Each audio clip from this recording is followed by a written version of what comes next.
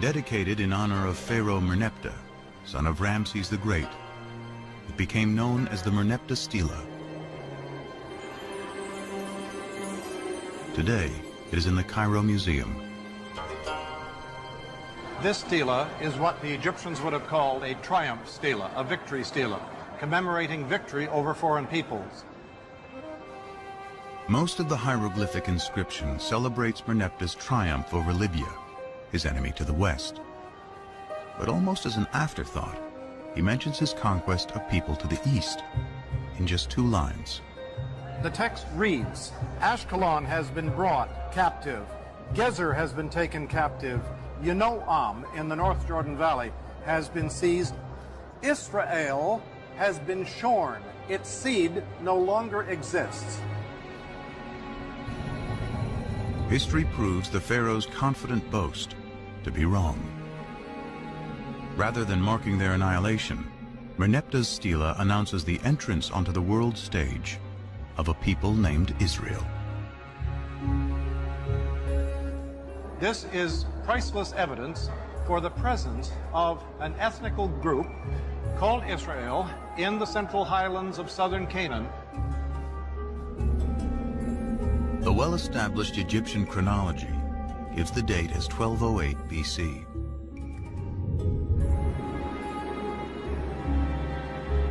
Merneptah's stela is powerful evidence that a people called the Israelites are living in Canaan, in what today includes Israel and Palestine, over 3,000 years ago.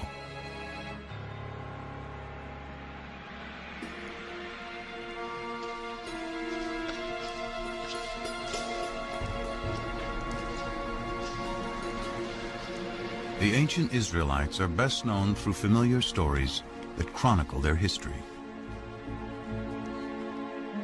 Abraham and Isaac, Moses and the 10 Commandments, David and Goliath,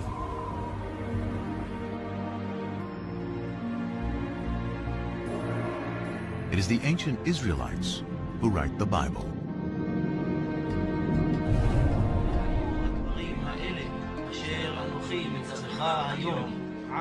Through writing the Hebrew Bible, the beliefs of the ancient Israelites survived to become Judaism, one of the world's oldest continuously practiced religions.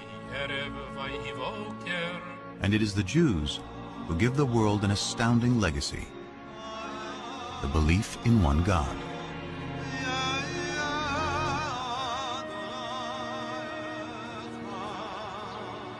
This belief will become the foundation of 2 other great monotheistic religions: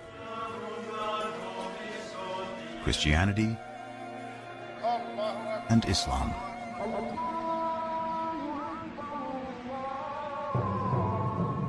Often called the Old Testament to distinguish it from the New Testament, which describes the events of early Christianity, today the Hebrew Bible and a belief in one God are woven into the very fabric of world culture.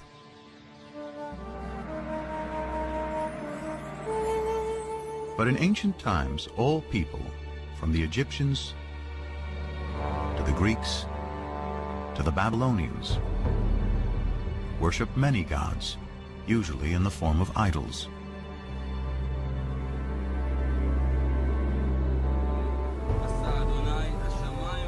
How did the Israelites, alone among ancient peoples, discover the concept of one God? How did they come up with an idea that so profoundly changed the world? Now, archaeologists and biblical scholars are arriving at a new synthesis that promises to reveal not only fresh historical insights, but a deeper meaning of what the authors of the Bible wanted to convey. They start by digging into the earth and the Bible. You cannot afford to ignore biblical text, especially if you can isolate a kind of kernel of truth behind these stories, and then you have the archaeological data. Now, what happens when text and artifacts seem to point in the same direction? Then I think we're in a very sound ground historically.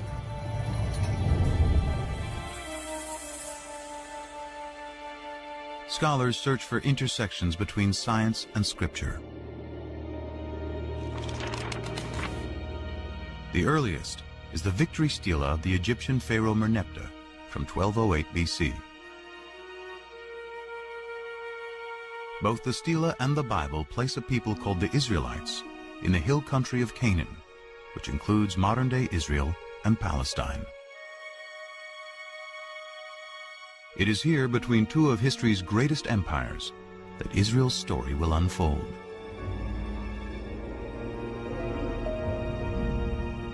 The way to understand Israel's relationship to the superpowers, Egypt and Mesopotamia on either side, is to understand its own sense of its fragility as a people. The primary way in which the Bible looks at the origins of Israel is as a people coming to settle in the land of Israel. It's not indigenous. It's not a native state.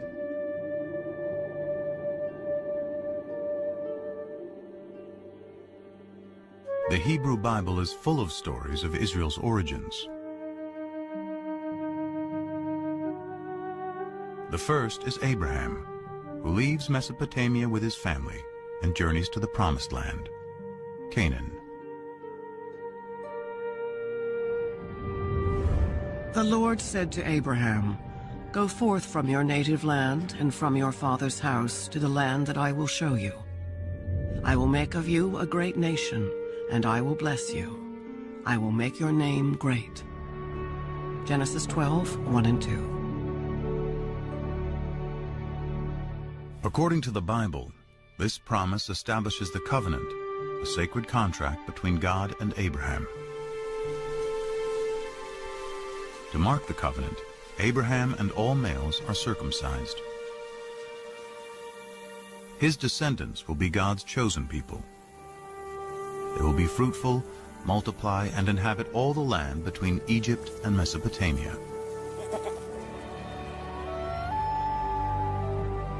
In return, Abraham and his people, who will become the Israelites, must worship a single God.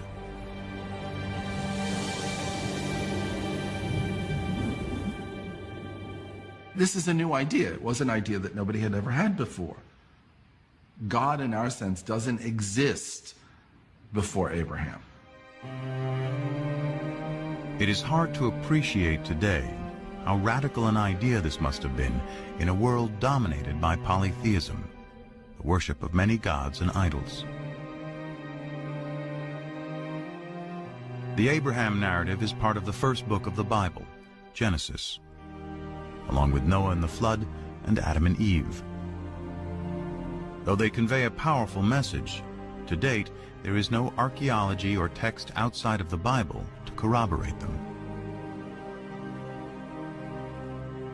The farther back you go in the biblical text, the more difficult it is to find historical material in it. The patriarchs go back to Genesis. Genesis is, for the most part, a compilation of myths, creation stories, things like that. And to find a historical core there is very difficult. This absence of historical evidence leads scholars to take a different approach to reading the biblical narrative. They look beyond our modern notion of fact or fiction to ask why the Bible was written in the first place. There is no word for history in the Hebrew Bible.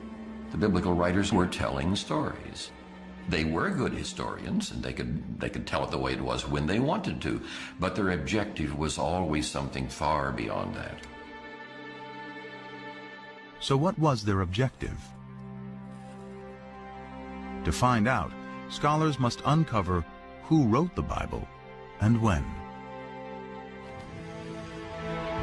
The traditional belief is that Moses wrote the first 5 books of the Bible. Genesis, the story of creation. Exodus, deliverance from slavery to the Promised Land. Leviticus, Numbers, and Deuteronomy, laws of morality and observance. Still read to this day, together they form the Torah, often called the 5 books of Moses. The view that Moses had personally written down the first 5 books of the Bible was virtually unchallenged until the 17th century. There were a few questions raised about this. For example, the very end of the last book of the Torah, the book of Deuteronomy, describes the death and burial of Moses. And so some rabbis said, well, Moses couldn't have written those words himself because he was dead and was being buried. And digging deeper into the text, there are even more discrepancies. For example, how many of each species of animal is Noah supposed to bring into the ark? One text says 2, a pair of every kind of animal. Another text says 7 pair of the clean animals and only 2 of the unclean animals. In one chapter, the Bible says the flood lasts for 40 days and 40 nights. But in the next, it says 150 days. To see if the floodwaters have subsided, Noah sends out a dove. But in the previous sentence, he sends a raven. There are 2 complete versions of the flood story interwoven on the same page.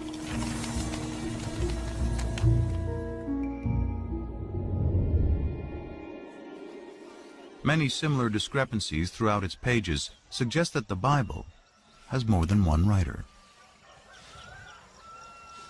In fact, within the first 5 books of the Bible, scholars have identified the hand of at least 4 different groups of scribes, writing over several hundred years.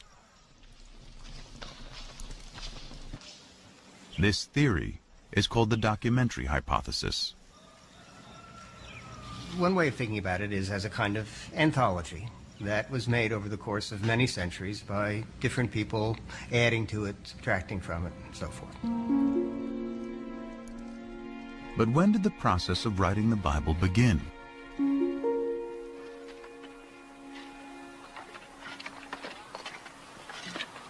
Tel Zayit is a small site on the southwestern border of ancient Israel that dates back to biblical times. Since 1999, Ron Tappy has been excavating here. As I was taking aerial photographs from the cherry picker, a volunteer notified his square supervisor that he thought he had seen some interesting marks, scratches, possibly letters, incised in a stone. Tappy excavated the rock and brought it back to his lab at the nearby kibbutz. It was only then that he realized he had more than a simple inscription. Dalet. I realized that this inscription represented an abecedery, that is to say, not a text narrative, but the letters of the Semitic alphabet written out in their correct order. Nun. And then Pei and Ayin are difficult to read, but they're out here. This ancient script is an early form of the Hebrew alphabet. What was found was not a random scratching of 2 or 3 letters. It was the full alphabet. Everything about it says that this is the ancestor of the Hebrew script. The Tel Zayit abecedery is the earliest Hebrew alphabet ever discovered. It dates to about 1000 BC, making it possible that writing the Hebrew Bible could have already started by this time.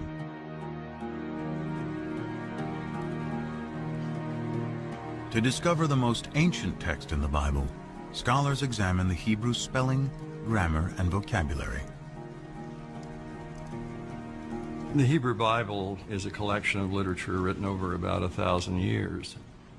And as with any other language, Hebrew naturally changed quite a bit over those 1,000 years. The same would be true of English. I'm speaking English of the 21st century, and if I were living in Elizabethan times, the words I choose, the syntax I use would be quite different. Scholars examine the Bible in its original Hebrew in search of the most archaic language, and therefore the oldest passages. They find it in Exodus, the 2nd book of the Bible.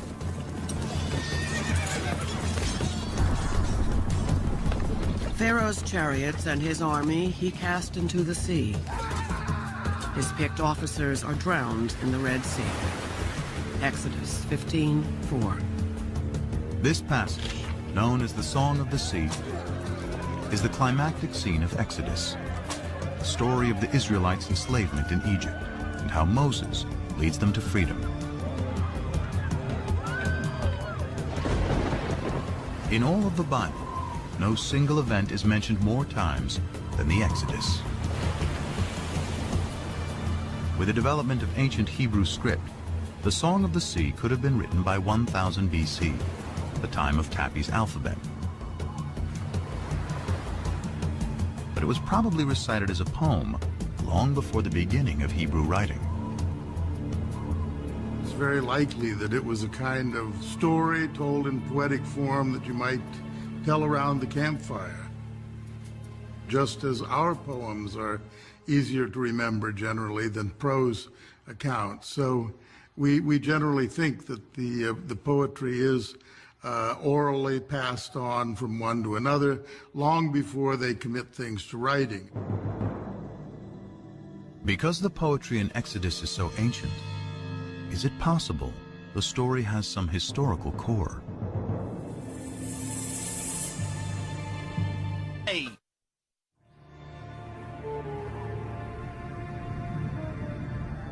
Here in the eastern Nile Delta of Egypt, in a surreal landscape of fallen monuments and tumbled masonry, archaeologists have uncovered a lost city. Inscribed on monuments throughout the site is the name of Ramses II, one of the most powerful Egyptian rulers. It is Ramses who is traditionally known as the Pharaoh of the Exodus. Ancient Egyptian texts call the city Piramesi, or House of Ramses, a name that resonates with the biblical story of Exodus. The only specific item mentioned in the Exodus story that we can probably connect with non-biblical material is the cities that the Hebrews were ordered to build, and they are named Pithom and Ramses. Scholars agree that the biblical city Ramses is the ancient Egyptian city Piramesi. Its ruins are here in present-day Tanis. Most of the Egyptologists identified Piramesi, the Ramses town, with Tanis, because here you have an abundance of Ramesside monuments. This convergence between archaeology and the Bible provides a time frame for the Exodus. It could not have happened before Ramses became king around 1275 BC. And it could not have happened after 1208 BC, when the stela of Pharaoh Merneptah, Ramses II's son, specifically locates the Israelites in Canaan.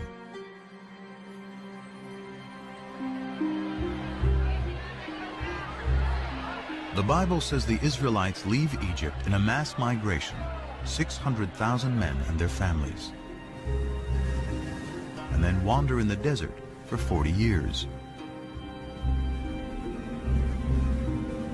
But even assuming the Bible is exaggerating, in 100 years of searching, archaeologists have not yet found evidence of migration that can be linked to the Exodus. No excavated site gives us any information about the route of the wandering through the wilderness. An exodus is simply not attested anywhere. Any historical or archaeological confirmation of the Exodus remains elusive. Yet scholars have discovered that all 4 groups of biblical writers contributed to some part of the Exodus story. Perhaps it is for the same reason its message remains powerful to this day. Its inspiring theme of freedom. Freedom is a compelling notion, and that is one of the ways that we can understand the story of the Exodus, from being controlled by others to controlling oneself. The idea of a change from domination to autonomy, that these are very powerful ideas that resonate in the human spirit. And the Exodus gives narrative reality to those ideas.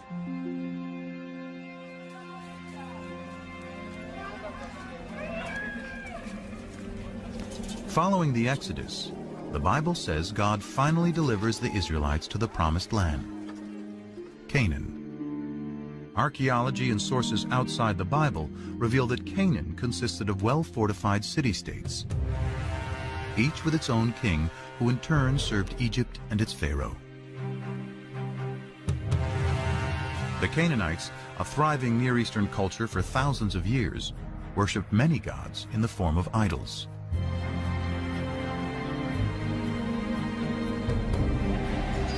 The Bible describes how a new leader, Joshua, takes the Israelites into Canaan in a blitzkrieg military campaign. So the people shouted, and the trumpets were blown. As soon as the people heard the sound of the trumpets, they raised a great shout, and the wall fell down flat.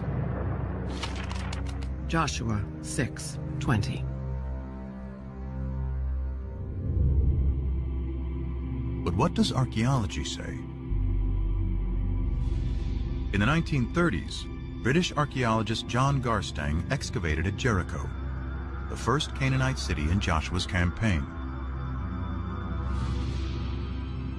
Garstang uncovered dramatic evidence of destruction and declared he had found the very walls that Joshua had brought tumbling down.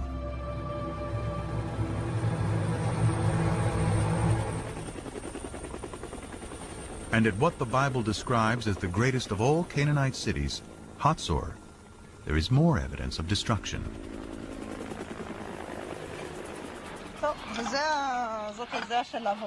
Today, Hatzor is being excavated by one of the leading Israeli archaeologists, Amnon Ben-Tor, and his protege and co-director, Sharon Zuckerman. I'm walking through a passage between two of the rooms of the Canaanite palace of the kings of Hatzor. Signs of the destruction you can still see almost everywhere. You can see the dark stones here, and most important, you can see how they cracked into 1,000,000 pieces. It takes tremendous heat to cause such damage. The fire here was, how shall I say, the mother of all fire.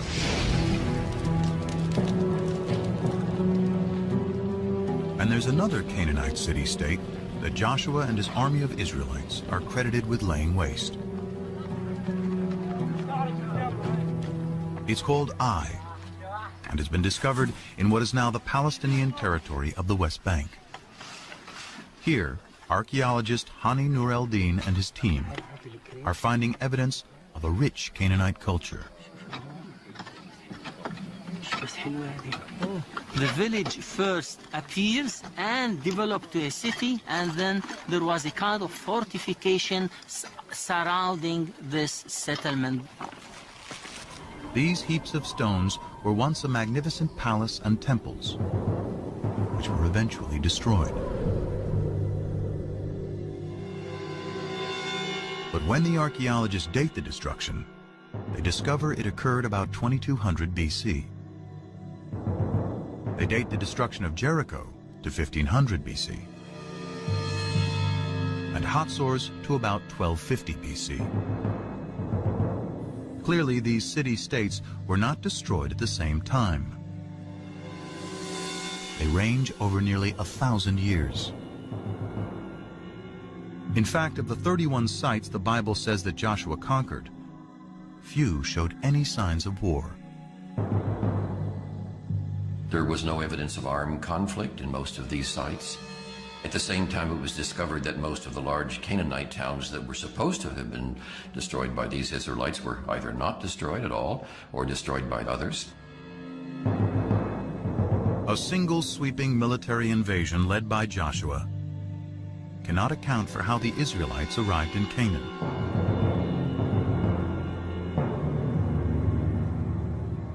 But the destruction of Hatzor does coincide with the time that the Merneptah Stela locates the Israelites in Canaan. So who destroyed Hatzor? Amnon Ben-Tor still believes it was the Israelites who destroyed the city. But his co-director, Sharon Zuckerman, has a different idea. The final destruction itself consisted of the mutilation of statues of kings and gods. It did not consist of signs of war or of any kind of fighting. We don't see weapons in the street like we see in other sites that were destroyed by foreigners. So if there was no invasion, what happened? Bobby, just be careful about the stones there, okay? Excavations reveal that Hatzor had a lower city of commoners, serfs and slaves, and an upper city with a king and wealthy elites. Zuckerman finds within the grand palaces of elite Hatzor areas of disrepair and abandonment.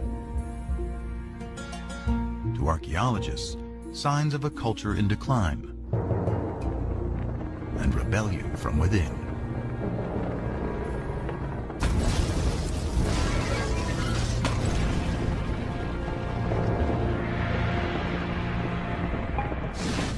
I would not rule out the possibility of an internal revolt of Canaanites living at Hatzor and revolting against the elites that rule the city. In fact, the entire Canaanite city-state system, including Hatzor and Jericho, breaks down.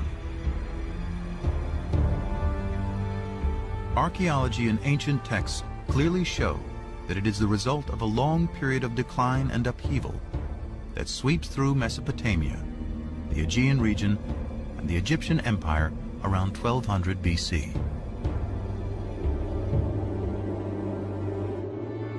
And when the dust, as it were, settles, when we can begin to see what takes the place of this great state system, we find a number of new peoples suddenly coming into focus in a kind of void that is created with the dissolution of the great state system.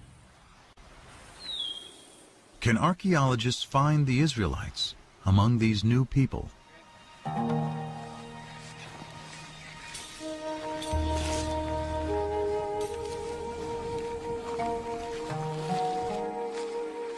In the 1970s, archaeologists started wide-ranging surveys throughout the central hill country of Canaan. Today, primarily the Palestinian territory of the West Bank.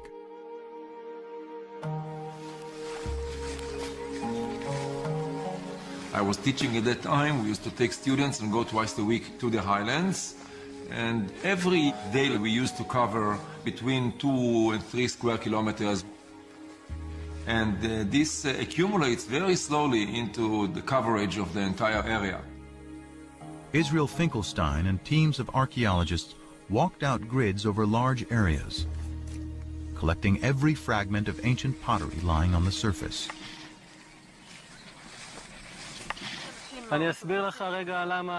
Over 7 years, he covered nearly 400 square miles, sorting pottery and marking the locations of where it was found on a map. By dating the pottery, Finkelstein discovered that before 1200 BC, there were approximately 25 settlements. He estimated the total population of those settlements to be 3,000 to 5,000 inhabitants. But just 200 years later, there's a very sharp increase in settlements and people. Then you get this boom of population growing and growing. Then we are speaking about 250 sites. And the population grows also 10 times, from a few thousand to 45,000 or so. Now this is very dramatic and cannot be explained as natural growth. This rate is impossible in ancient times.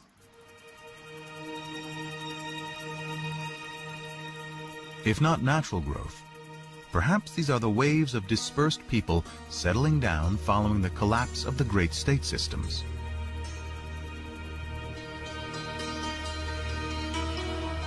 Then, more evidence of a new culture is discovered. A new type of simple dwelling never seen before. And it's in the exact location where both the Merneptah Stela and the Bible place the Israelites.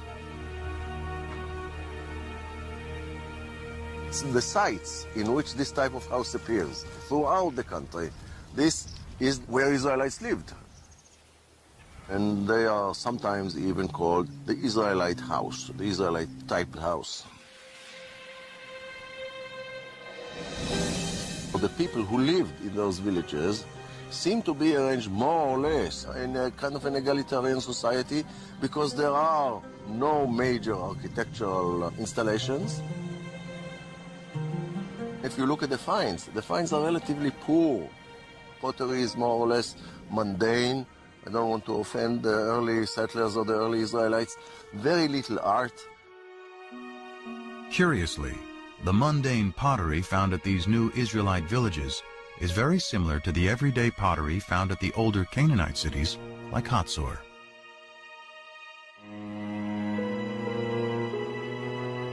In fact, the Israelite house is practically the only thing that is different.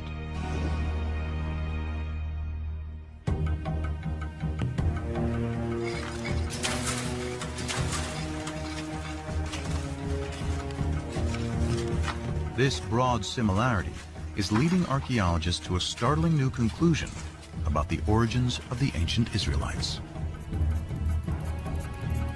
The notion is that most of the early Israelites were originally Canaanites, displaced Canaanites. The Israelites were always in the land of Israel. They were natives, but they were different kinds of groups. They were basically the have-nots. So what we're dealing with is a movement of peoples, but not an invasion of armed hordes from outside, but rather a social and economic revolution. Ancient texts describe how the Egyptian rulers and their Canaanite vassal kings burdened the lower classes of Canaan with taxes and even slavery. A radical new theory based on archaeology suggests what happens next. As that oppressive social system declines, families and tribes of serfs, slaves, and common Canaanites seize the opportunity. In search of a better way of life, they abandon the old city-states and head for the hills. Free from the oppression of their past, they eventually emerge in a new place as a new people. The Israelites.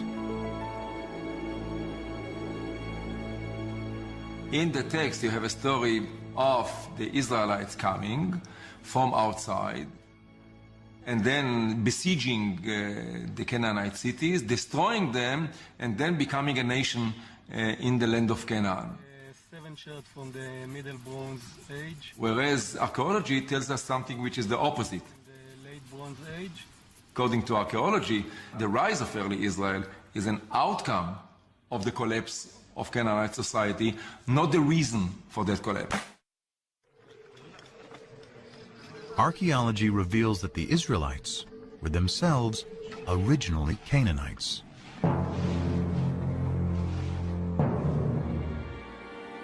So why does the Bible consistently cast the Israelites as outsiders in Canaan? Abraham's wanderings from Mesopotamia, Moses leading slaves out of Egypt and into the Promised Land, and Joshua conquering Canaan from outside. The answer may lie in their desire to forge a distinctly new identity. Identity is created, as psychologists tell us, by talking about what you are not, by talking about another. In order to figure out who I am, I have to figure out who I am not. Conspicuously absent from Israelite villages are the grand palaces and the extravagant pottery associated with the kings and rich elites of Canaan. The Israelites did not like the Canaanite system, and they defined themselves in contrast to that system. So by not using decorated pottery, by not using important pottery, they developed an ideology of simplicity, which marked the difference between them and the Egyptian Canaanite system. If the Israelites wanted to distinguish themselves from their Canaanite past, what better way than to create a story about destroying them?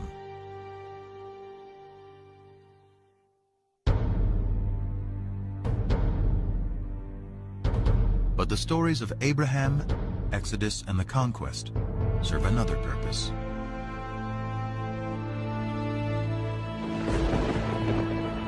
They celebrate the power of what the Bible says is the foremost distinction between the Israelites and all other people: their God. In later Judaism, the name of God is considered so sacred it is never to be spoken. We don't know exactly what it means. We don't know how it was pronounced, but it seems to have been the personal name of the God of Israel. So his title, in a sense, was God, and his name was these 4 letters, which in English would be YHWH, which we think were probably pronounced something like Yahweh. But Yahweh only appears in the Hebrew Bible. His name is nowhere to be found in Canaanite texts or stories. So where do the Israelites find their God?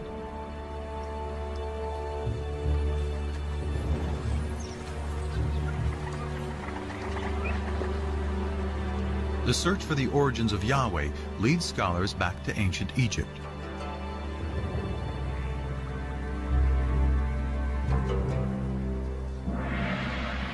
Here in the royal city of Karnak, for over 1,000 years, pharaohs celebrated their power with statues, obelisks, and carved murals on temple walls. Here on the north wall of Karnak, we have scenes depicting the victories in battle of Seti I, the father of Ramses the Great. Seti here commemorates one of his greatest victories over the Shasu. The Shasu were a people who lived in the deserts of southern Canaan, now Jordan and northern Saudi Arabia, at around the same time as the Israelites emerged. Egyptian texts say one of the places where the Shasu lived is called YHW, probably pronounced Yahu, likely the name of their patron god. That name Yahu is strangely similar to Yahweh, the name of the Israelite God.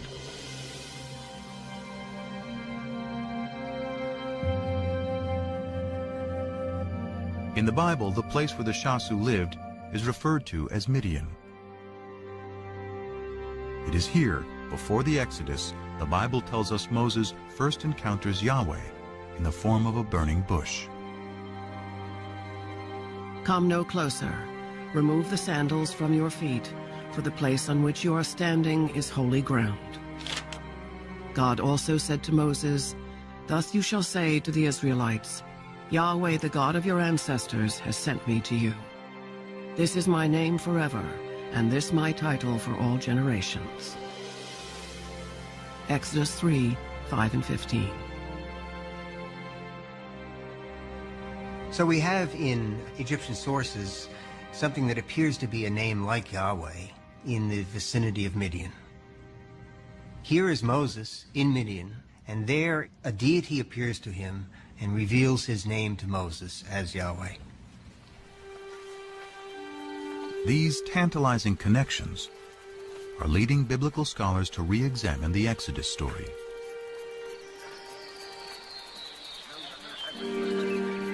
While there is no evidence to support a mass migration, some now believe that a small group did escape from Egypt. However, they were not Israelites, but rather Canaanite slaves.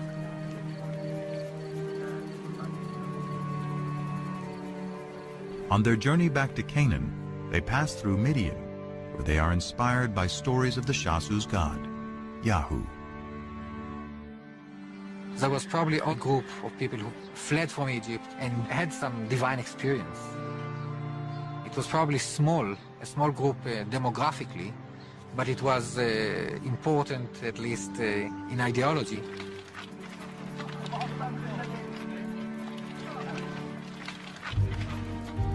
They find their way to the central hill country, where they encounter the tribes who had fled the Canaanite city-states.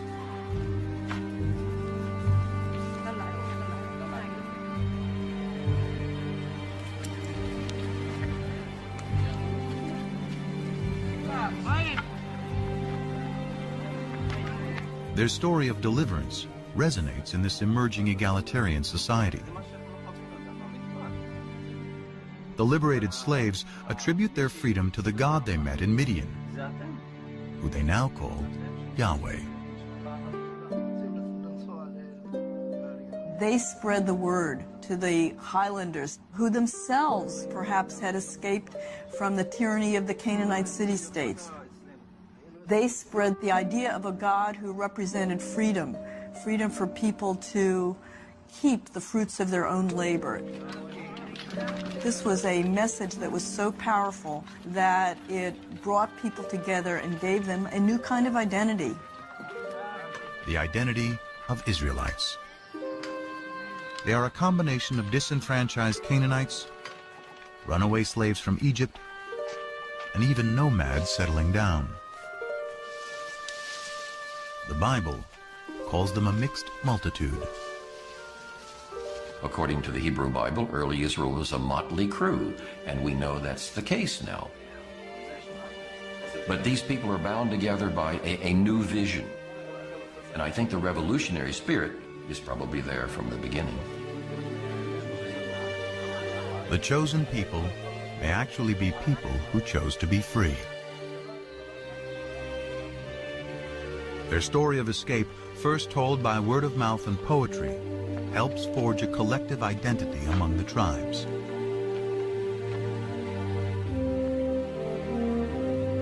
Later, when written down, it will become a central theme of the Bible. Exodus and divine deliverance. Deliverance by a God who comes from Midian, exactly where the Bible says. Adopted by the Israelites to represent their exodus from slavery to freedom.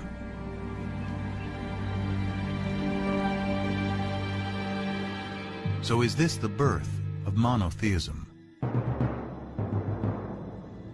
The common understanding of what differentiated the ancient Israelites from their neighbors was that their neighbors worshipped many different gods and goddesses, and the Israelites worshipped only the one true God. But that is not the case. This bull figurine, likely representing El, the chief god of the Canaanite deities, is one of thousands of idols discovered in Israelite sites. The Israelites frequently worshipped other gods. Now, maybe they weren't supposed to, but they did. So at least on a practical level, many, if not most, Israelites were not monotheists. The Bible's ideal of the Israelite worship of one God will have to wait.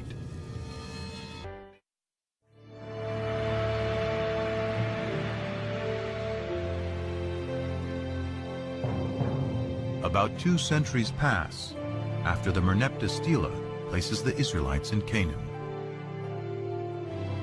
Families grow into tribes. Their population increases.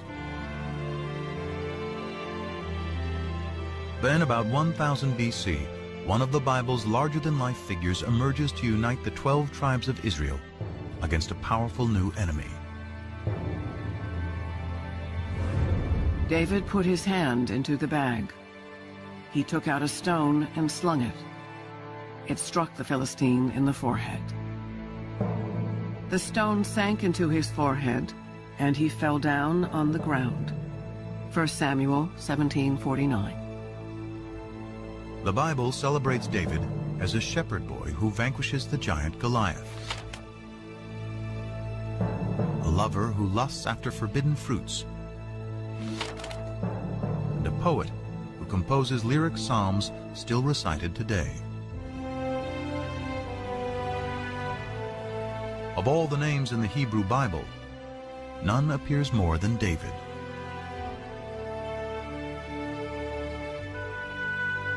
Scriptures say David creates a kingdom that stretches from Egypt to Mesopotamia.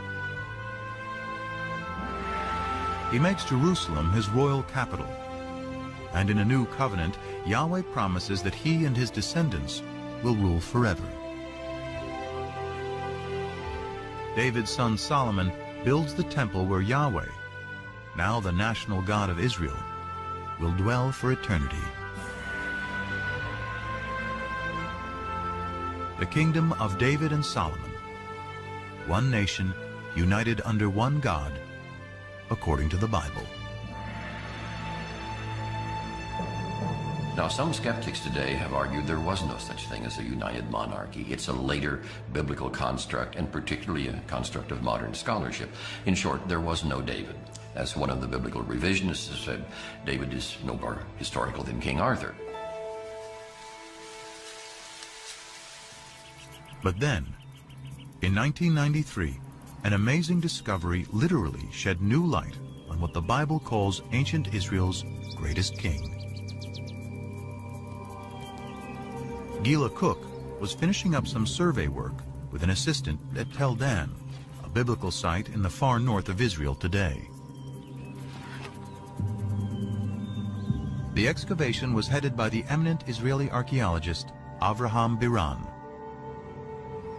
It was near the end of the day, and Cook was getting her last measurements when she hears a yell from below. And it was Biran in his booming voice yelling, "Gila, let's go." And so I waved to him, hold it, and continued working. Okay. After being summoned by Biran a second time, Cook had her assistant load her up. And she started down the hill.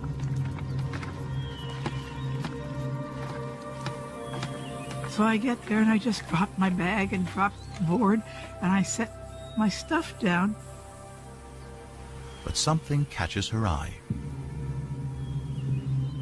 A stone with what appeared to be random scratches, but was actually an ancient inscription.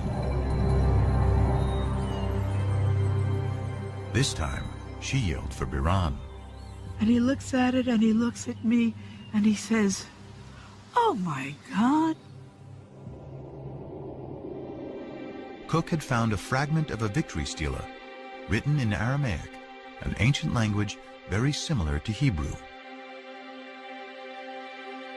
Dedicated by the king of Damascus, or one of his generals, it celebrates the conquest of Israel, boasting, "I slew mighty kings who harnessed thousands of chariots and thousands of horsemen. I killed the king of the house of David."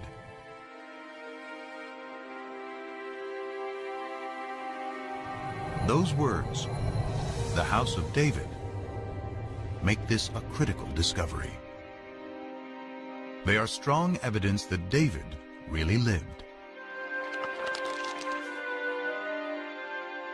Unlike Genesis, the stories of Israel's kings move the biblical narrative out of the realm of legend and into the light of history. The later we come in time, the firmer ground we stand on. We have better sources, we have more written sources, we have more contemporary eyewitness sources. When the biblical chronology of Israel's kings can be cross-referenced with historical inscriptions, like the Tel Dan Stela, they can provide scholars with fairly reliable dates. King David is the earliest biblical figure confirmed by archaeology to be historical. And most scholars agree he lived around 1000 BC, the 10th century. Could any of the Bible have been written during David's reign? The earliest Hebrew alphabet, discovered by Ron Tappy, carved on a stone at Tel Zait, provides an enticing clue. wall here. The stone was incised with this alphabet. The stone was then used to build the wall, and the structure itself suffered massive destruction by fire sometime near the end of the 10th century BCE. The find is even more significant because Tel Zayit was a biblical backwater on the fringes of David's kingdom. Surely if there was a scribe that could write this alphabet that far away, way out in the boondocks at the extreme western boundary of the kingdom, surely if there was a scribe that could do that out there, there were scribes, much more sophisticated scribes, back in the capital. Could these scribes have been in the court of King David and his son Solomon? Could they have been the earliest biblical writers?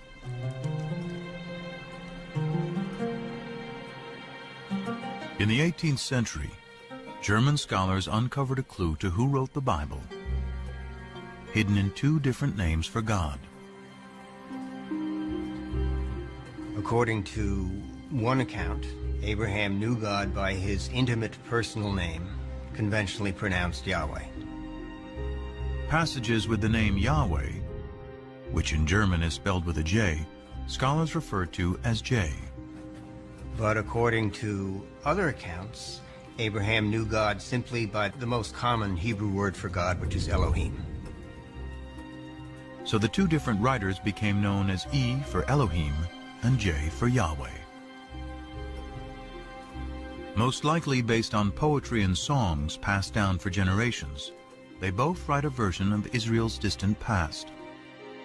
The stories of Abraham in the Promised Land, Moses and the Exodus. The earliest of these sources is the one that is known as J, which many scholars dated to the 10th century BC, the time of David and Solomon. And because the backdrop for J's version of events is the area around Jerusalem, it's likely he lived there, perhaps in the royal courts of David and Solomon.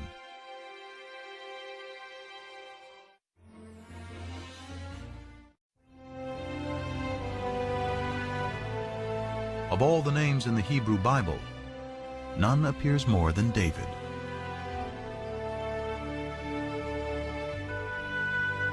Scriptures say David creates a kingdom that stretches from Egypt to Mesopotamia. He makes Jerusalem his royal capital, and in a new covenant, Yahweh promises that he and his descendants will rule forever. David's son Solomon builds the temple where Yahweh, now the national God of Israel, will dwell for eternity. The kingdom of David and Solomon, one nation united under one God, according to the Bible.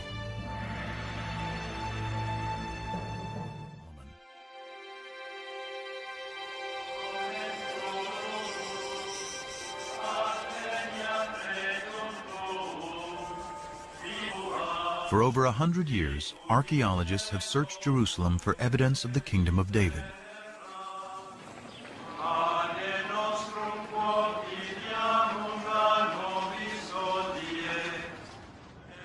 But excavating here is contentious, because Jerusalem is sacred to today's three monotheistic religions. For Christians, Jesus comes in his final week to worship at the Jerusalem temple. He's crucified, he's buried, he's resurrected in the city of Jerusalem.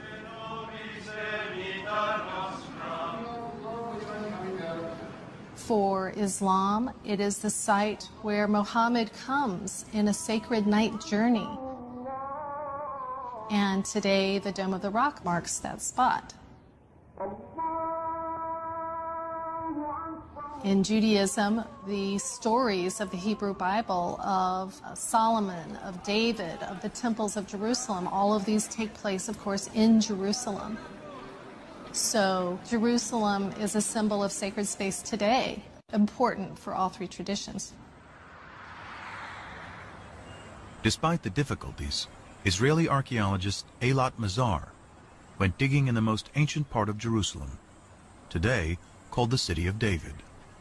We started the excavations here because we wanted to check and to examine the possibility that the remains of King David's palace are here. But because this area has been fought over, destroyed, and rebuilt over thousands of years, it was a long shot that any biblical remains would survive. But then, large walls started to appear, 3 meter wide, 5 meter wide, and then we saw that it goes all directions. It goes from east, 30 meters to the west, and we don't see the end of it yet.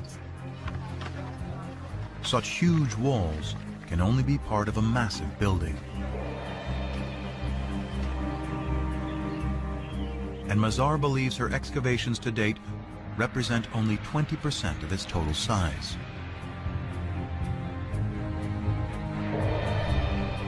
Such a huge structure shows centralization and capability of construction.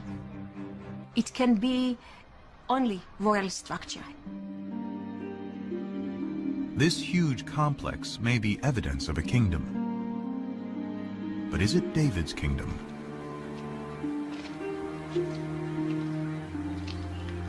For these walls to be David's palace, it would have to date to his lifetime, around 1000 BC.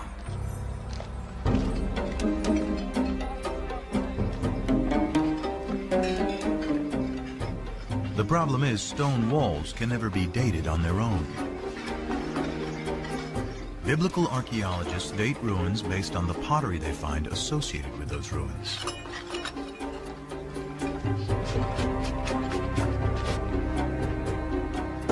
Pottery dating is based on two ideas. Pottery styles evolve uniformly over time. And the further down you dig, the further back in time you go. If pottery style A comes from the lowest stratum, then it is earlier than pottery style B that comes from the stratum above it. By analyzing pottery from well-stratified sites, excavators are able to create what they call a relative chronology. But this chronology is floating in time without any fixed dates.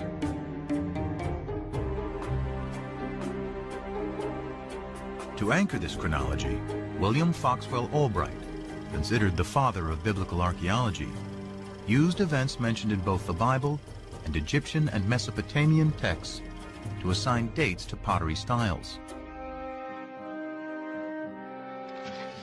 Albright's chronology, slightly modified, is what Mazar uses to date her massive building, and what most archaeologists use today.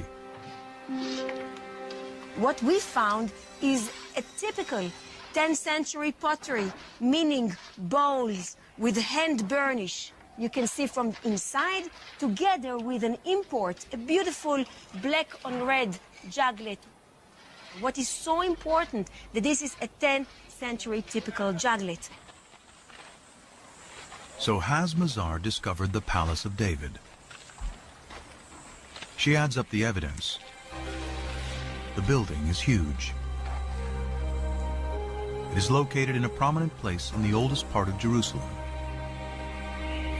And the pottery, according to Albright's chronology, dates to the 10th century BC, the time of David.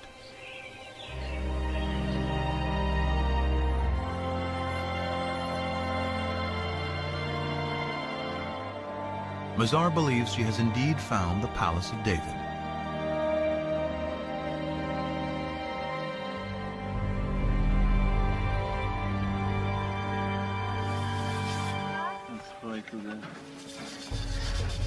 But that evidence, and indeed the kingdom itself, rest on the dates associated with fragments of pottery. And some critics argue the system for dating that pottery relies too heavily on the Bible. Archaeologists in the past did not rely too heavily on the Bible. They relied only on the Bible. We have a problem in dating. How do you date in archaeology? You need an anchor from outside Today, there is a more scientific method to anchor pottery to firm dates: radiocarbon dating. It is a specialty of Elisabetta Boretto of the Weizmann Institute. The first step is, of course, in the field, which relates the sample, the material like olive pits or seeds or charcoal, to the archaeological context. If an olive seed is found at the same layer as a piece of pottery, the carbon in the seed can be used to date the pottery. When the seed dies, its radioactive carbon-14 decays at a consistent rate over time. By measuring the ratio of carbon-14 to carbon-12, Boretto can determine the age of the olive seed, which in turn can be used to date the pottery.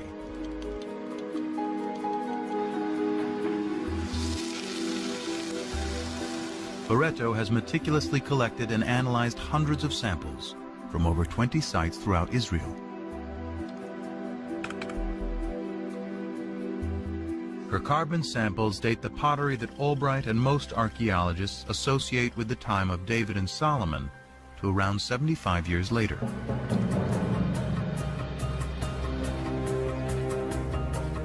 For events so long ago, this may seem like a trivial difference. But if Boretto is right, Mazar's Palace of David and Tappy's ancient Hebrew alphabet have to be redated. This places them in the time of the lesser-known kings Omri, Ahab, and his despised wife Jezebel, all worshippers of the Canaanite god Baal.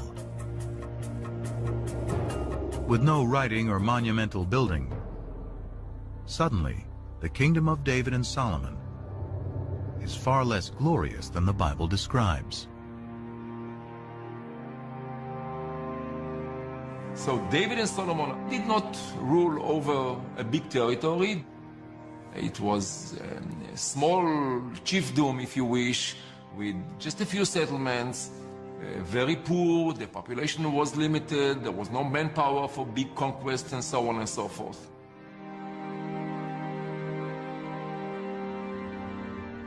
This would make David a petty warlord ruling over a chiefdom, and his royal capital Jerusalem nothing more than a cow town.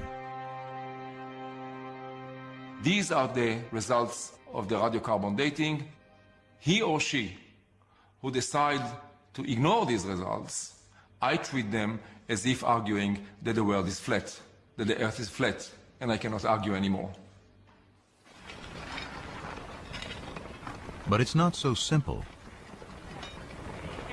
Other teams collected radiocarbon samples following the same meticulous methodology. According to their results, Mazar's Palace and Tappy's alphabet can date to the 10th century, the time of David and Solomon. How can this discrepancy be explained? The problem is that these radiocarbon dates have a margin of error of plus or minus 30 years, about the difference between the two sides. Pottery and radiocarbon dating alone cannot determine if the kingdom of David and Solomon was as large and prosperous as described in the Bible.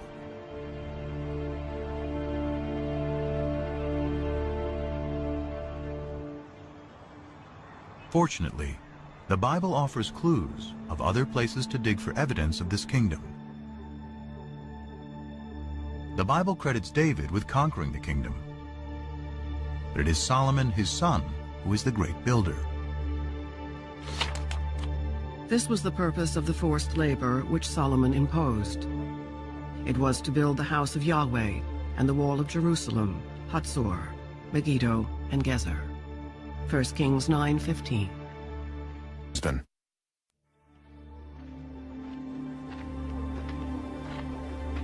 Here in Hatzor, Amnon Ben-Tor, director of excavations, believes this may be evidence of Solomon's building campaign.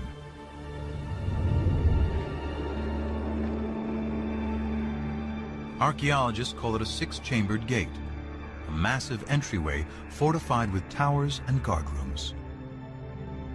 Bentor's predecessor, Yigal Yadin, first uncovered this structure. It turned out to be a six-chambered gate, and Yadin immediately remembered that a very, very similar gate was excavated at Gezer, and then Chicago University excavated this gate here at Megiddo. Stunned by the similarity of these three gates, Yadin recalled the passage in the Bible. Here we have a wonderful connection of the biblical passage as it shows up in archaeology. Three monumental gates, all based on the same plan, would seem to be powerful evidence not only of prosperity, but also of a central authority. Throughout its history, the Israelites had been divided into tribes, then into kingdoms, north and south. The locations of these strikingly similar gates in both regions suggest a single governing authority throughout the land.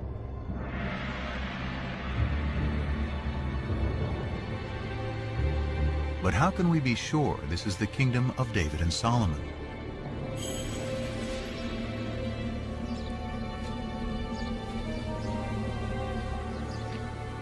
The answer, once again, lies in Egypt. The head-smiting scene which you see on this wall commemorates a military campaign conducted by Pharaoh Shishak, or Sheshonq, the founder of Dynasty 22 in Egypt. The Egyptian pharaoh Shishak invades Israel, an event the Bible reports and specifically dates to 5 years after Solomon's death, during the reign of his son Rehoboam. In the 5th year of King Rehoboam, King Shishak of Egypt marched against Jerusalem and carried off the treasures of the house of Yahweh and the treasures of the royal palace. He carried off everything. 1 Kings 14, 25 and 26. The importance of this in fixing one of the earliest dates, specific dates, in which Egyptian history coincides with biblical history is really startling and has to be taken note of. This stunning convergence between the Bible and Egyptian history gives a firm date for the death of Solomon. Shishak's campaign, according to the well-established Egyptian chronology, dates to 925 BC. And the Bible says Solomon dies 5 years earlier, which means 930 BC. This is further evidence that David and Solomon lived in the 10th century.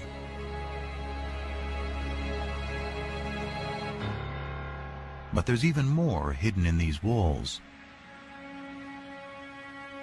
These ovals, with their depictions of bound captives in city walls, represent places Pharaoh Shishak conquered in Israel. One of those places is Gezer, where archaeologists find the hallmark of Solomon's building program, a 6-chambered gate. Phil Deaver directed the excavations in the late 1960s. We can actually see vivid evidence here of a destruction. Down below we have the original stones pretty much in situ, but if you look in here you see the stones are badly cracked. You can even see where they're burned from the heat of a huge fire that has been built here. And then up in here you see the fire has been so intense that the soft limestone has melted into lime and it flows down like lava. This is vivid evidence of a destruction, and we would connect that with this well-known raid of Pharaoh Shishak. And if the gate was destroyed by Shishak in 925 BC, then it must have been built during the lifetime of Solomon, who died just 5 years earlier. Surely this kind of monumental architecture is evidence of state formation. And if it's in the 10th century, then Solomon. Although a minority of archaeologists continue to disagree, this convergence of the Bible, Egyptian chronology, and Solomon's gates is powerful evidence that a great kingdom existed at the time of David and Solomon, spanning all of Israel, north and south, with its capital in Jerusalem. But Jerusalem is more than a political center. It is the center of worship.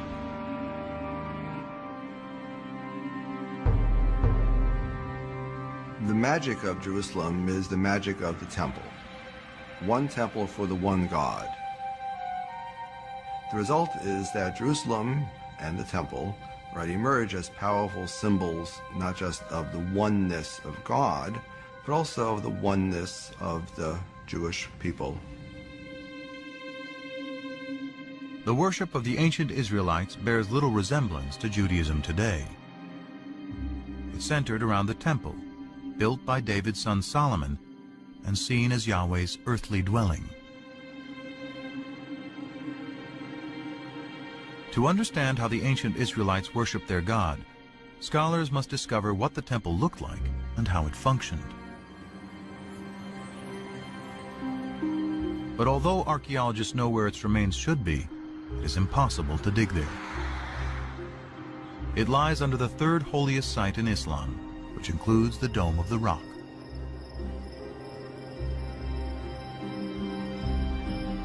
Not a stone of Solomon's temple has ever been excavated. But the Bible offers a remarkably detailed description. The house which King Solomon built for Yahweh was 60 cubits long, 20 cubits wide, and 30 cubits high. In the inner sanctuary, he made 2 cherubim, each 10 cubits high. He overlaid the cherubim with gold. 1 Kings 6, 2, 23 and 28. The Bible's description suggests a floor plan for Solomon's temple. And it is strikingly similar to temples built by neighboring peoples who worship many gods. The closest in appearance is a temple hundreds of miles to the north of Jerusalem at Ain Dara in modern-day Syria. They have similar dimensions and the same basic floor plan. Guarding both temples are sphinxes, or cherubim as the Bible calls them. Unique to the temple at Ain Dara are the enormous footprints of the God who lived here. They mark his progress as he strode to his throne in the innermost sanctuary.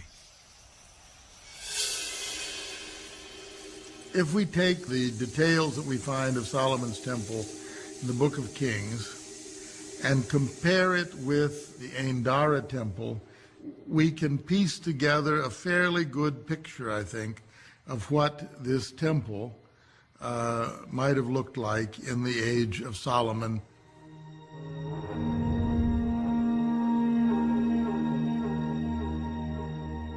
Now it is possible to reconstruct with some confidence how Solomon's temple may have looked and how the ancient Israelites worshiped their God. Out front was an enormous altar. Beyond that was a porch area that led into the inside of the temple. There was a room, the holy place. And then beyond that, the most sacred room, the Holy of Holies, where tradition says the Ark of the Covenant held the tablets of the law. And this room was considered to be the most sacred site on earth because it is the room where God's presence could be found.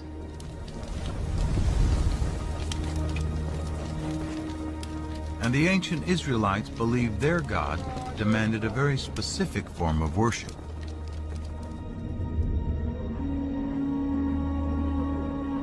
Evidence of this survives today on Mount Gerizim in Palestine.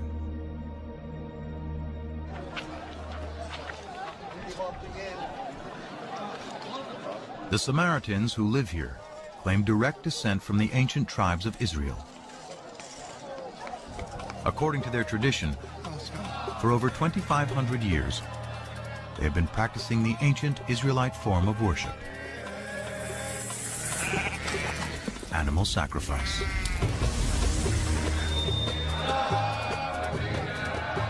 The primary function is to make a connection between our mundane world and the divine world.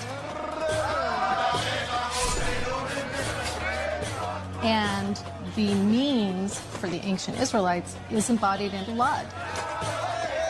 Blood is the most sacred substance on the altar.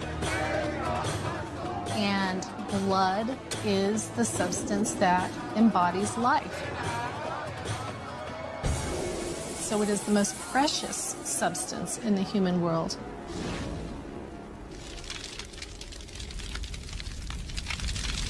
But while the priests were offering sacrifice to Yahweh in the temple, many Israelites were not as loyal.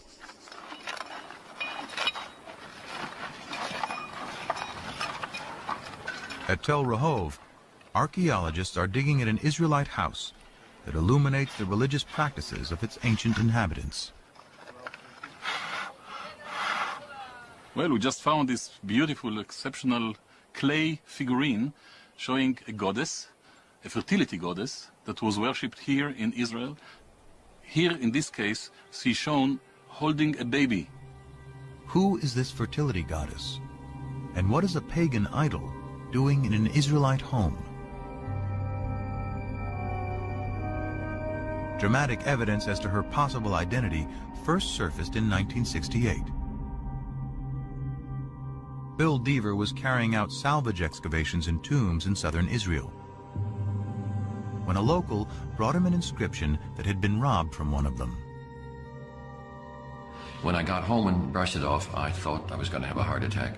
Executed in clear 8th century script. It's a tomb inscription. And it just gives the name of the deceased, and it says, "Blessed may X be by Yahweh." That's good biblical Hebrew. But it says by Yahweh and his Asherah. And Asherah is the name of the old Canaanite mother goddess. More inscriptions associating Yahweh and Asherah have been discovered, and thousands of figurines unearthed throughout Israel. Many scholars believe this is the face of Asherah. Deaver concludes God had a wife. Even hundreds of years after the Israelites rise from their Canaanite pagan roots, monotheism has still not completely taken hold.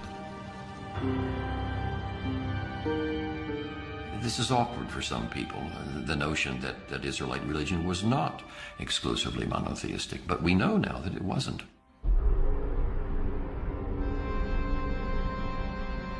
The Bible admits the Israelites continue to worship Asherah and other Canaanite gods, such as Baal.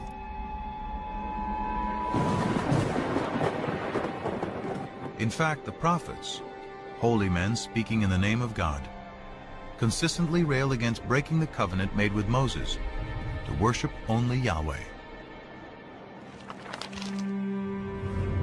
The more I called them, the more they went from me. They kept sacrificing to the Baals and offering incense to idols. Hosea 11:2. The Israelites had made a contract with God. If they kept it, God would reward them. If they broke it, he would punish them. He would punish them by using foreign powers as his instruments. Events seemed to fulfill the prophet's dire predictions. Soon after Solomon's death, the 10 northern tribes rebel and form the northern kingdom of Israel. Then a powerful new enemy storms out of Mesopotamia to create the largest empire the Near East had ever known: the Assyrians.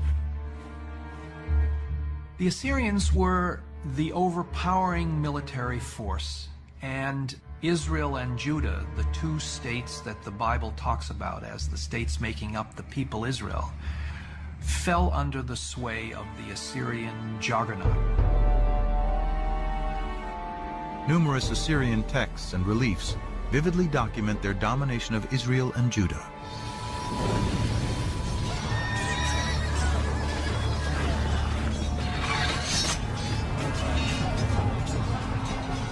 In 722 BC, the Assyrian army crushes the northern kingdom. Those who escape death or exile to Assyria flood south into Jerusalem, where the descendants of David and Solomon continue to reign. One of them, Josiah, according to the Bible, finally heeds what the prophets prescribe. We're told in the book of Kings that King Josiah in the late 7th century BC was told that a scroll had been discovered in the temple archives. The scroll was brought to him, and as the scroll was being read, Josiah began to weep because he realized that it was a sacred text containing divine commands which the people had been.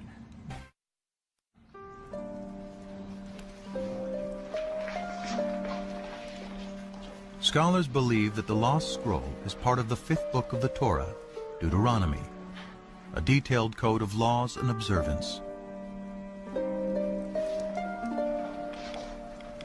It inspires another group of scribes in the 7th century BC, whom scholars call the D-writers.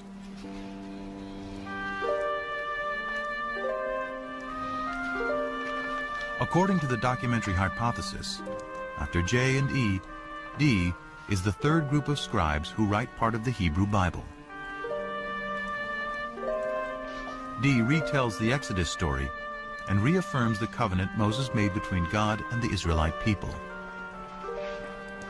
You should love the Lord your God because he has loved you. He has loved you more than any other nation.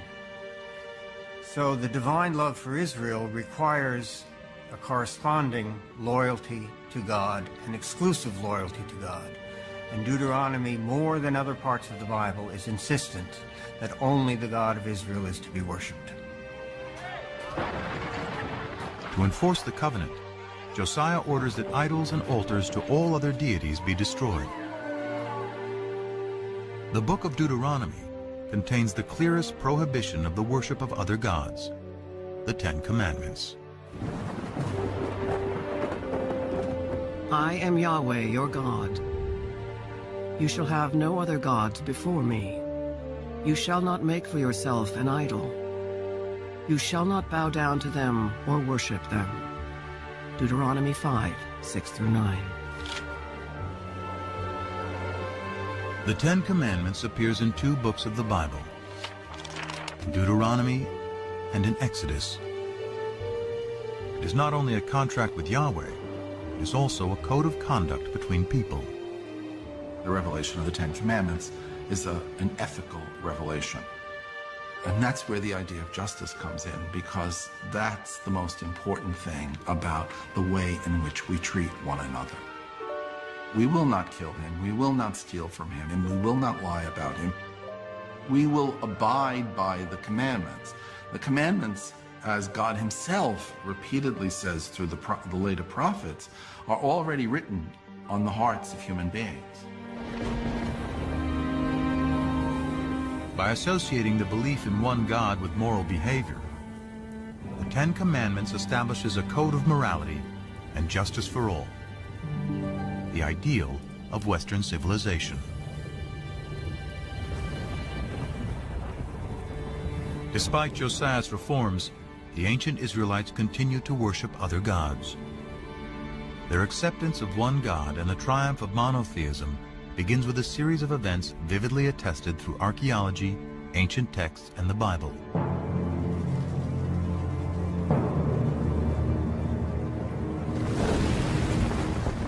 It starts with the destruction of Yahweh's earthly dwelling, the Jerusalem temple.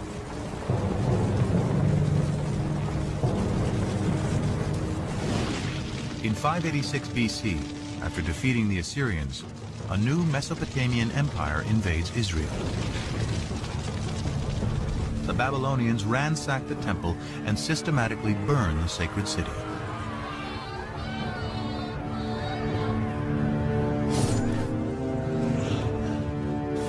Before his eyes, the Babylonian victors slay the sons of Zedekiah, the last Davidic king, then blind him.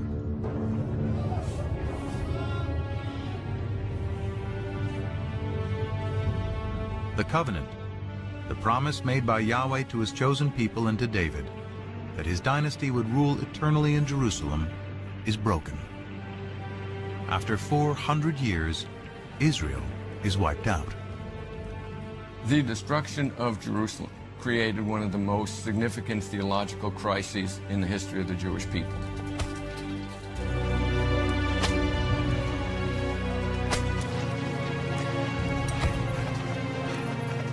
The Babylonians round up the Israelite priests, prophets, and scribes and drag them in chains to Babylon. Babylonian records confirm the presence of Israelites, including the king, in exile.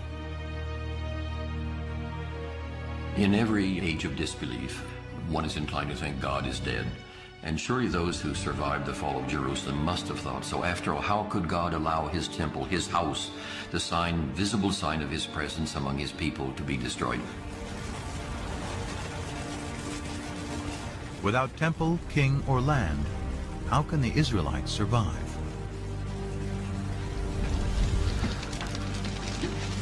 Their journey begins with the ancient scrolls, which some scholars speculate were rescued from the flames of the destruction. Among the exiles from Jerusalem to Babylon were priests from the temple. And they seem to have brought with them their sacred documents, their sacred traditions. According to the widely accepted documentary hypothesis, it is here in Babylon, far from their homes in Israel, that priests and scribes will produce much of the Hebrew Bible as it is known today. Scholars refer to these writers as P, or the priestly source. It was P who took all of these earlier traditions, the J source, the E source, the D source, and other sources as well, and combined them into what we know as the Torah, the first 5 books of the Bible. But more than just compiling, P edits and writes a version of Israel's distant past, including the Abraham story, that provides a way for the Israelites to remain a people and maintain their covenant with God.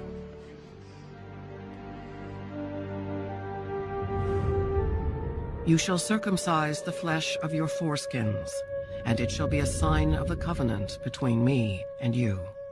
Genesis 17:11. When Genesis 17 attributes a covenantal value to circumcision, it is not really talking about Abraham. It is really talking about the exiles of the 6th century BCE, who, far from their native home, were desperately trying to find a way to reaffirm their difference. Therefore, they began to look at circumcision as not simply another practice, but rather as the marker of the covenant, and they attributed this view back to Abraham. To the exiles, the Babylonians are the new Canaanites, the idol-worshipping, uncircumcised peoples from whom they must remain apart.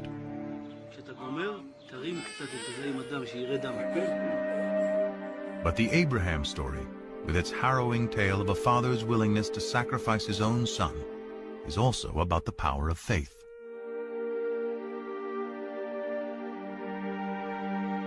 It is no coincidence that the exiled P scribes place Abraham's origins in Ur, just down the river from Babylon. Perhaps with the same faith as Abraham had, so too will the exiles be returned to the promised land. One of the pervasive themes in the Torah is the theme of exile and return. Abraham goes down to Egypt and comes out of Egypt. The Israelites go to Egypt and get out. For the exiles in Babylon in the 6th century BC, that theme must have resonated very powerfully. God, who had acted on their behalf in the past, would presumably do so again. But the Israelites still have a problem. How, in a foreign land, without the temple and sacrifice, can they redeem themselves in the eyes of Yahweh? To assure that divine protection, the P tradition emphasizes observances such as the Sabbath observance. You don't need to be in the land of Israel to keep the Sabbath. And we have allusions in the biblical writings, in the prophets, to the fact that the exiles also learned to pray in groups in what was to become the forerunner of the synagogue. Shema Yisrael, Adonai Eloheinu, Adonai Echad. It is during this period, through the exile, that the exiles realized that even far away from their homeland, without a temple, without the priesthood, without kings, they're still able to worship God, be loyal to God, and to follow God's commandments. This is the foundation of Judaism. The experience of the exile transforms ancient Israelite cult into a modern religion.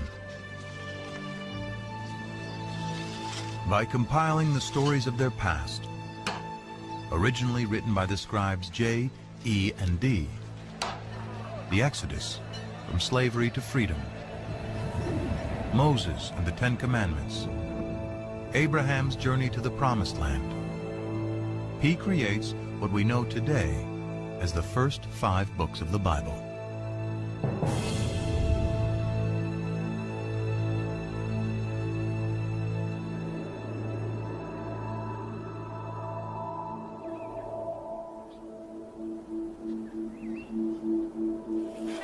Though this theory is widely accepted, physical evidence of any biblical text from the exile or earlier is hard to come by.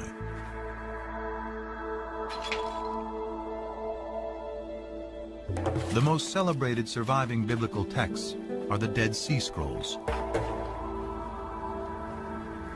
First discovered by accident in 1947, the scrolls represent nearly all 39 books of the Hebrew Bible, at least in fragments.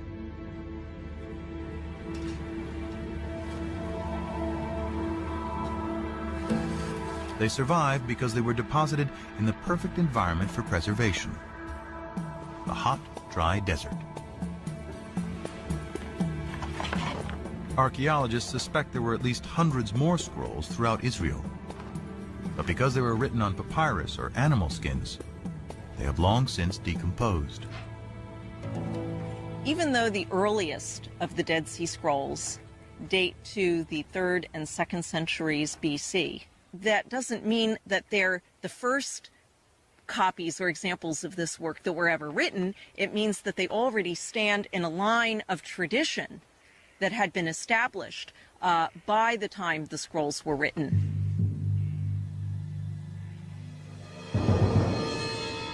Still, the earliest of the Dead Sea Scrolls dates to at least 300 years after the Babylonian exile.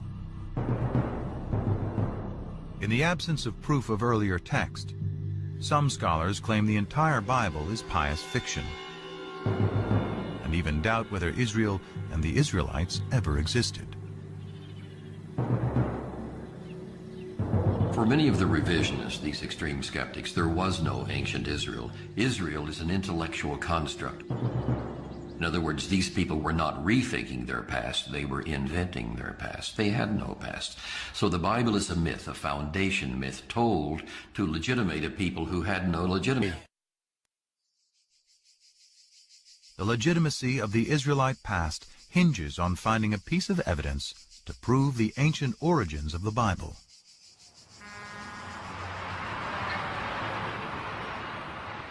What would be the discovery of a lifetime starts outside the walls of Jerusalem in an old cemetery. We came here and excavated 7 of these burial caves. The burial caves date back to the 7th century BC, somewhere around the time of King Josiah. But the caves were found looted, so we didn't anticipate too much. Gabriel Barkai instructed a 13-year-old volunteer to clean up a tomb for photographs. Instead of that, he was bored, he was alone, and he had a hammer, and he began banging on the floor. But the floor turned out to be a fallen ceiling. And beneath it were some artifacts that had escaped the looters.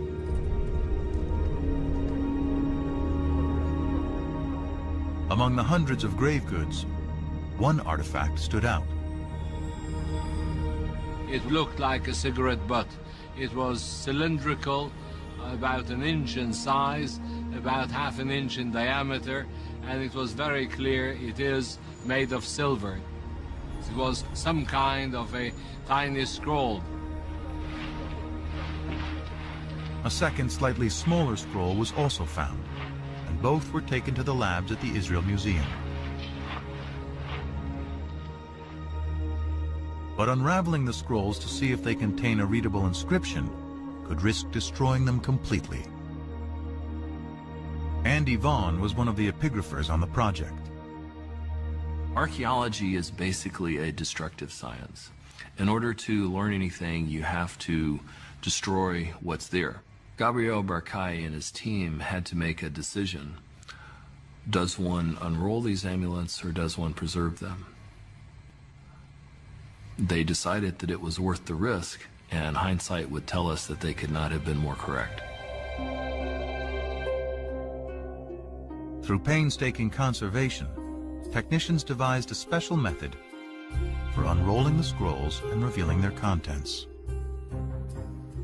I went over there and I was amazed to see the whole thing full of very delicately scratched, very shallow characters.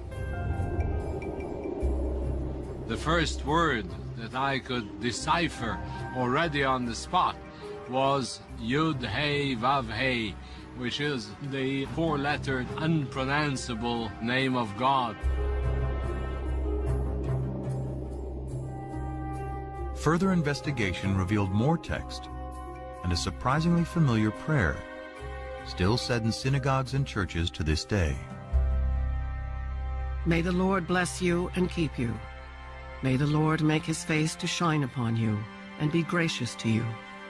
May the Lord lift up his countenance upon you and give you peace. Numbers 6:24-26.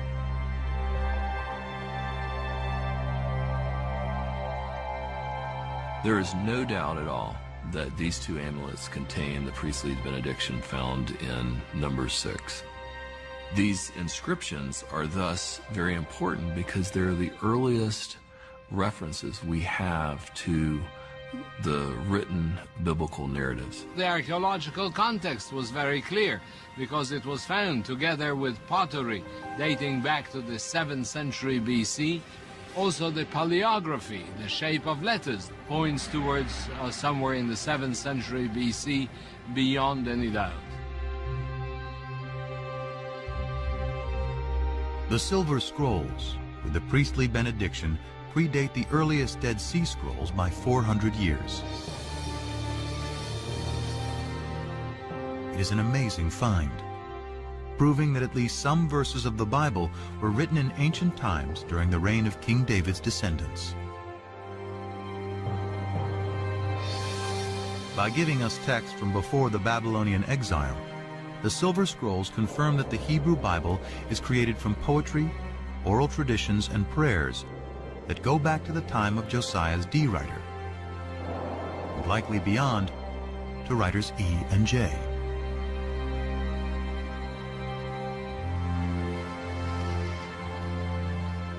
As modern scholars suspect, the Torah, the first 5 books of the Bible, takes its final form during the Babylonian exile.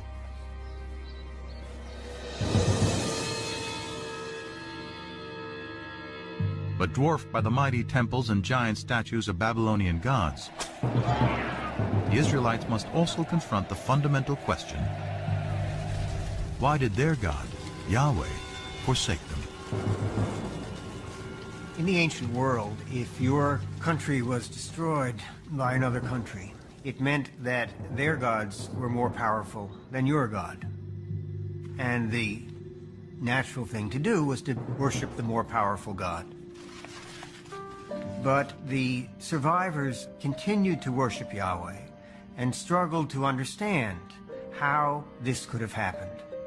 They resort first to a standard form of explanation, which is found elsewhere in the ancient Near East. We must have done something wrong to incur the wrath of our God. It's out of this that comes the reflection that polytheism was our downfall. There is, after all, only one God. The Israelites abandon the folly of polytheism. Monotheism triumphs, and the archaeological evidence proves it. Before the destruction of the first temple, wherever we dig, in whatever part of the Judean country, we find sanctuaries, and more often we find hundreds and thousands of figurines, even in Jerusalem itself. But after the destruction, there are none. We are speaking about 1,000 in before, and nothing, completely nothing at all after. Monotheism is well ensconced, firmly ensconced. So something major happened, which is very hard to trace. But that was a searing experience, that time in the exile. Through the experience of the exile and writing the Bible, the concept of God, as it is known today, is born. In a way, P created something that was much greater, because it was greater than any individual land or kingdom. It was a kind of a universal religion based on a creator God, not just a God of a single nation, but the God of the world, the God of the universe. This moves Yahweh into the realm of being a universal deity who has the power to affect what happens in the whole universe. This makes the God of ancient Israel the universal God of the world that resonates with people, at least in Jewish, Christian, and Muslim tradition to this very day.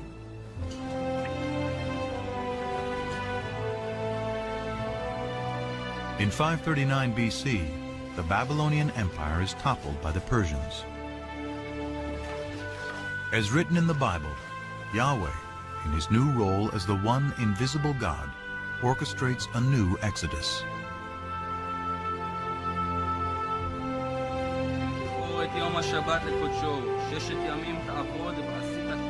Among one group of returning exiles is the prophet Ezra. Back in Jerusalem, he gives a public reading of the newly written Torah to re-establish the covenant. All the people gathered together. They told the scribe Ezra to bring the book of the law of Moses, which the Lord had given to Israel. He read from it from early morning until midday, and the ears of all the people were attentive to the book of the law. Nehemiah 8, 1-3. To me, it's one of the most moving moments in the whole Bible. Ezra returns with the Bible in his hands, so we have the feeling that the process begun in the exile is finally finished, and Ezra has a copy. The scrolls that chronicle the Israelites' relationship with their God is now the Hebrew Bible, the Old Testament, a sacred text for over 3 billion people.